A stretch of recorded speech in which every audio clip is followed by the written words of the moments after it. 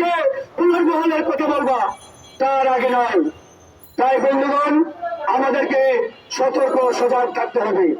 একবারেই এই লড়াই শেষ না হওয়া পর্যন্ত রাজপথ এক বিন্দু পরিমাণ, এক সেকেন্ডের জন্য ছাড়া যাবে না। তাই আমাদের এই লড়াই চলছে, এই লড়াই চলবে।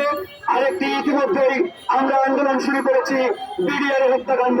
এই বিডিআর হত্যাকাণ্ড নিয়ে ইতিমধ্যে এই সরকার টালবাহানা শুরু করেছে। আমরা জেনেছি ভারতীয় চাপে, ভারতীয় পরিকল্পনায় এই পিলখানার হত্যাকাণ্ডের সুষ্ঠু তদন্তের মাধ্যমে যাতে রহস্য উন্মোচিত না হয়, এই জন্য তারা তড়িঘড়ি করে একটি তদন্ত কমিটি করার চেষ্টা করছে। আর আমরা বলেছি এই হত্যাকাণ্ড নিয়ে কোন তদন্ত কমিটি হবে না, এই হত্যাকাণ্ড নিয়ে জাতীয় তদন্ত কমিশন গঠন করতে হবে। জাতীয় তদন্ত কমিশন ছাড়া